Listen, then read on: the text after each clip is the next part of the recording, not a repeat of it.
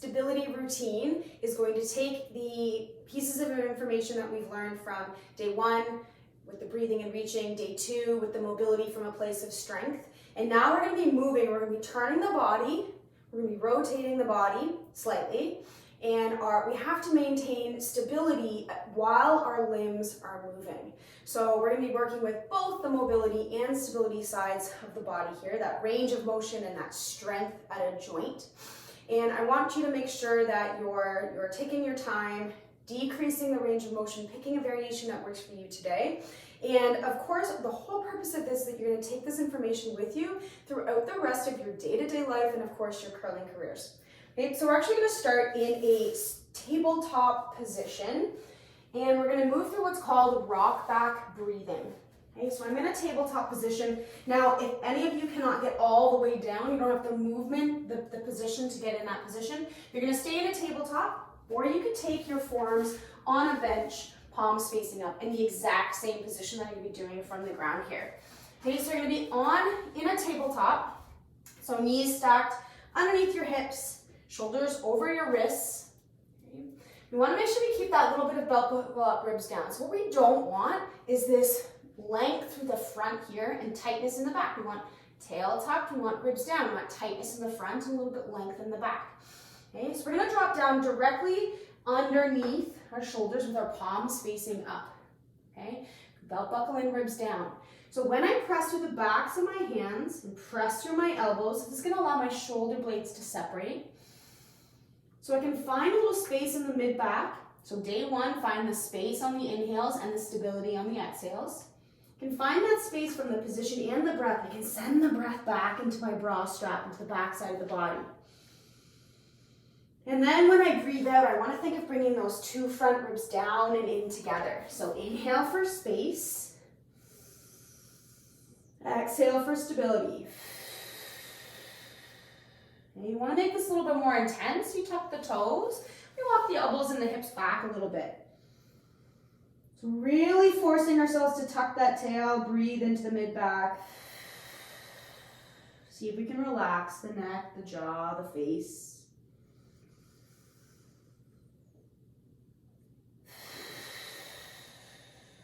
Nice, long, long, long exhale. See if you can feel your abs turning on the bottom of that exhale. Go for one more.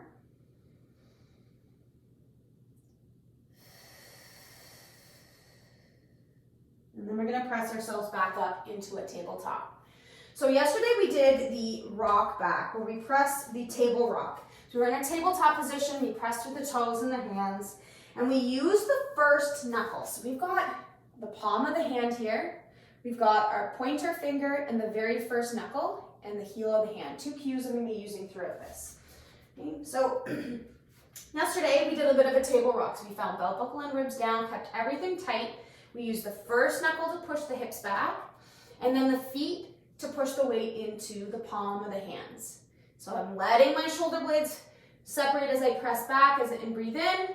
Exhale, push the body forward. So to repeat, we've got first knuckle, palm of the hand. Okay, so that's a position that you could do if you're like, oh yes, I like this position, this is good for me, it's what I'm going to work with.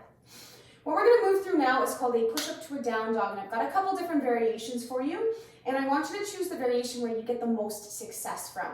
Okay, so starting in that tabletop position, I'm going to actually have you move your knees out from underneath your hips, and then make sure that we've got our tail tucked, so really exaggerating. It might feel like you've rounded the spine. We've really turned your abs on and brought your inner thighs into the party. Okay? So I want you to hug your elbows into your body as you bend your elbows into a push-up. And then I want you to press through the first knuckle as you start to push your body up and push the hips back to that child's pose position. So you get a little bit more range of motion here through the shoulders. Let the shoulder blades separate. So take a breath in. And exhale as you come forward to that extended tabletop position. Weight through the heel of the hand. Lower. Press yourself back up. Child's pose. So I want you to choose. This is variation 2, because we've got the table rock that we did yesterday. Okay, then you've got the push-up to child's pose, or we can do a push-up to down dog. So we're going to end up doing 5 to 15 of these. If you're like, I want to do 15 of what we just did, go ahead while I keep talking. Okay, so if you're gonna go for that full knees up push-up, same thing. We wanna make sure we've got our tail tucked, our ribs down. So really exaggerating, squeezing the legs in. So heel of the hand as we bend the elbows, first knuckle as you press up, and then soften the knees as you send your hips high into a downward facing dog. I want the image not of your heels coming down, but of your hips being lifted. So breathing in, breathing out, heel of the hand, first knuckle, press yourself back. Breathing in, breathing out, heel of the hand, first knuckle as you inhale, and exhale, and inhale, and exhale. We're gonna end up doing this again. So find your child's pose or your downward facing dog. And you press yourself to a tabletop. So in downward dog, you bend your knees, start to walk yourself up to the top of your mat. If you're in that child's pose, you're gonna press yourself to a tabletop, and then coming in to a top of your mat position, we're gonna bring our arms to our thighs, feet hip dome distance apart. And just give ourselves a little bit of practice here in this forward fold. So if my weight's back in my heels, I can wiggle my toes. I want you to press through the fronts of the feet. As you lift your sit bones, relax your head. Take a breath in. Maybe you get a nice lift of the sit bones, a nice little hamstring stretch. Ribs down as you exhale, bend your knees. Use your leg strength to press yourself to a standing. All right, exercise 2. So we're doing 3 exercises in a little bit of a round here. Stepping and reaching. So a couple different options for you. We've got a seat. Okay, so we'll do option 1 for set 1, and we'll do option 2 for set 2. So I want you to lift your left foot up and reach your right hand forward. Okay, and I'm actually going to feet flat on the ground. We're just going to rotate through the shoulders here. So rotating as much as you feel comfortable, but notice that I'm pulling into my body. We're not running, we're not marching, we're rotating. Okay, so this little bit of rotation through the ribs, not through the low back, through the rib cage. Okay, it means my shoulders are turning. This is what we're doing in our upper body.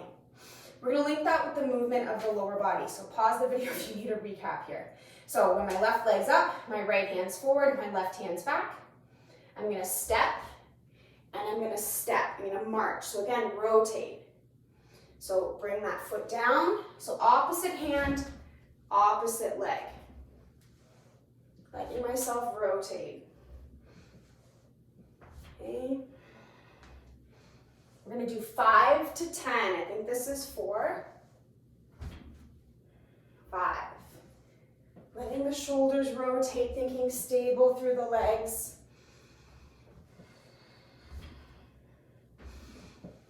Okay, breathing in and out the nose if you can. Ribs stay down. 9. 10. Good. I'm going to move this forward so you can see from the side. Okay, so other leg.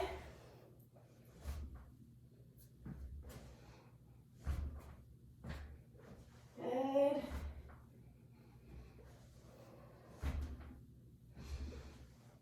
Very stable through the legs. If you have any knee pain, you choose a higher step. That's 7. Keep that rotation through the shoulders. 10. Good. Exercise number 3 is a side plank. Lots of options with the side plank here. So you're going to have you lie down on your side like a model. Stack the knees, bend the feet. Okay. We want to keep ankles stacked, knees stacked, hips stacked, and shoulders stacked. Okay, so you're going to press through this hand to help lift up my hips. And then we're looking for the bottom oblique to work. So keeping the tail tucked, the ribs down, slight squeeze of the glutes to push the hips forward. Tuck the chin in. This is version number 1. We're going to hang out here for the moment. Okay, or you can reach the top hand up. Now, top hip stays stacked. Top shoulder can come forward as I reach under, but it has to return to stacked as I reach for the sky. So we're looking for 5 to 10. Either holding and lowering if I need to.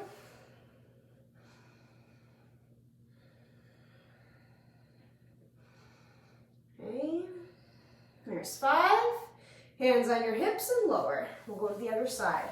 Same thing on the other side. I'm going to show you from here. Okay? So heels, hips, shoulders stacked. Okay? Tail tucked, ribs down. Hands on the hip. I like to press my weight into the forearm to help me lift. Okay? Keeping that tail tucked as I push my hips forward slightly. Top hand reaches up. Hips stay stacked, but the top shoulder can roll forward and then return to stacked as you reach up. So it rolls under and it comes up. 5 to 10.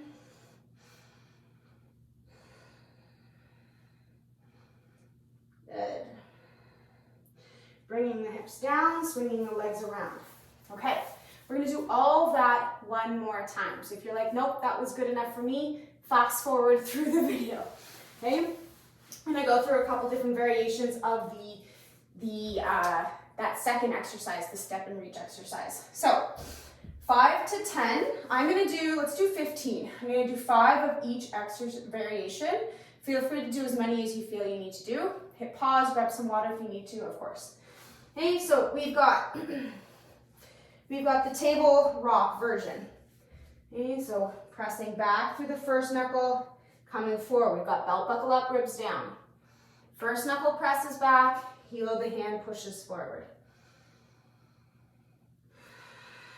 Letting there be motion through the shoulders, but keeping those ribs down. Okay, option 2, we have that extended child's pose position. Knees are on the ground. We've got tail tucked, heel of the hand, first knuckle. Breathe in as you go back. Breathe out as you go down. We're switching up that breath. Actually makes it a little bit easier for you to keep your ribs down and feel that space between the shoulder blades. Okay, last version. Really exaggerating that tail tucked. The image is that someone's lifting your sit bones.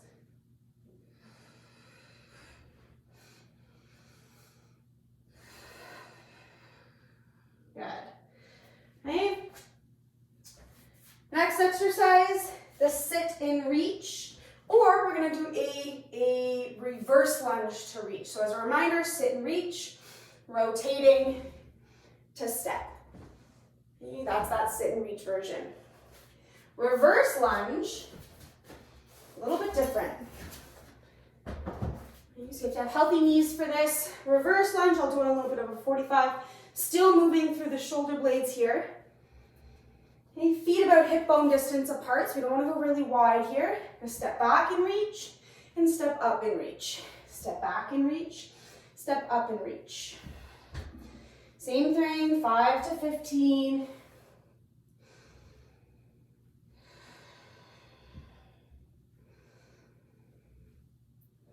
Seven, 8, 9, 10. Good.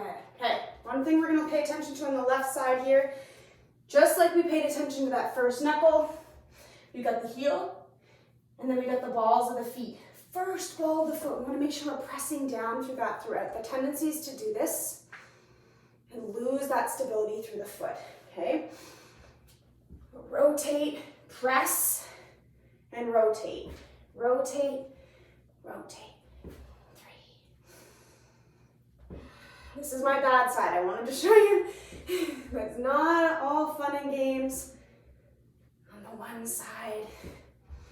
It doesn't want to be as stable.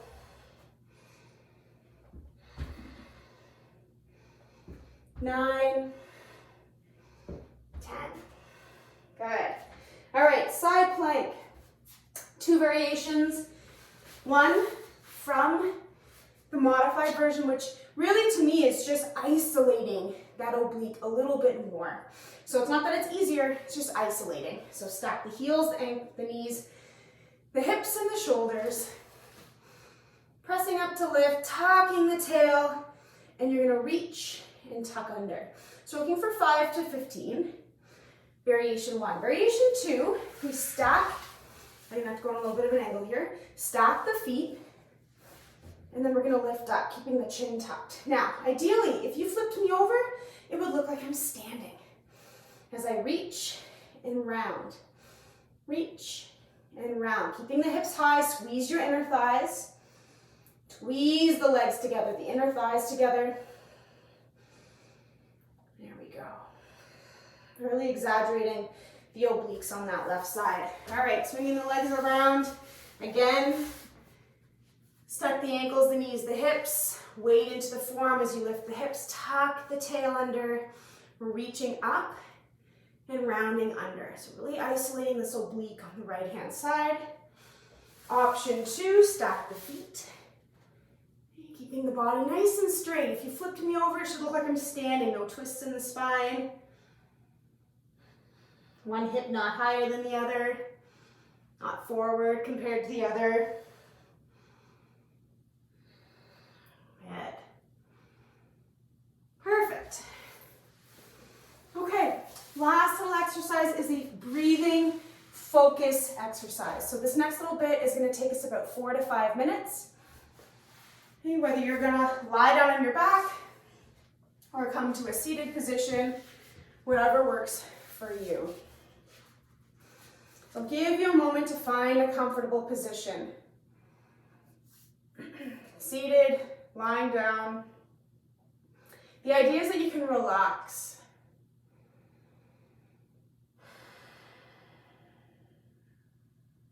Okay.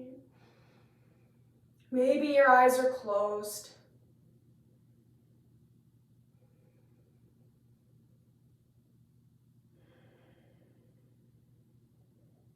Okay. Give yourself some time to get rid of any fidgets. Notice how you're breathing. It's a little bit heavier, a little bit louder. And see if you can invite it to be a little bit quieter and a little bit lighter. So it doesn't need to go from to nothing, but slowly over time, we're allowing it to relax. So a common misconception with the idea of having good focus is that you have to be focused 100% of the time. In reality, those that are really good at focusing, they're just really good at bringing themselves back if, inevitably, they get distracted. So I want you to follow the breaths, either the spaces between the breaths, or count the breaths individually like we did last time. And a couple of times in the next few minutes, I'm going to actually invite you to lose your attention on the breath, and then we'll refocus it back in. So we're practicing this refocusing skill. So give yourself a moment. Focus in on the breath.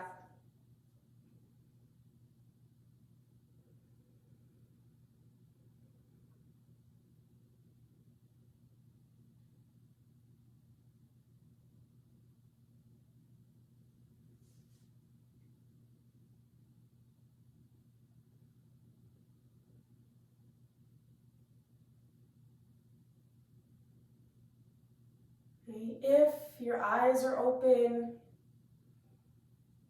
I want you to find something to pay attention to in the room. If your eyes are closed, you can let your mind wander, listen for a specific sound.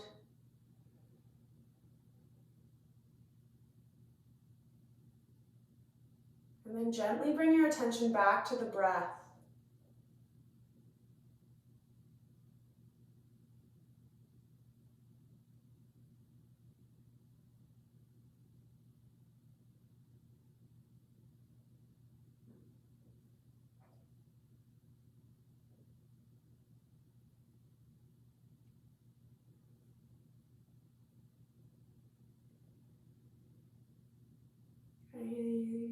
Let yourself get distracted. Something, anything. Take your attention away from the breath.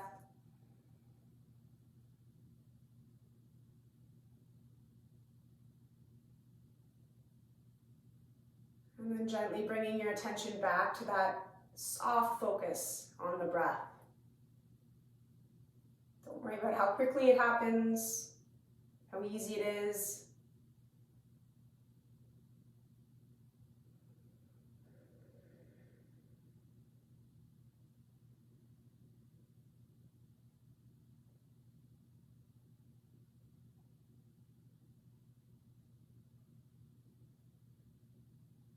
Last time, let yourself get distracted.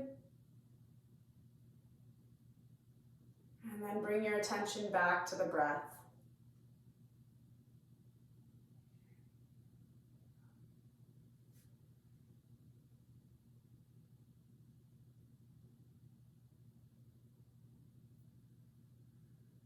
The bottom of your next exhale, let your mind do whatever it would like just for a couple of moments.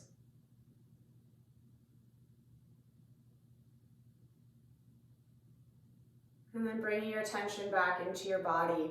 So wiggling the fingers, the toes.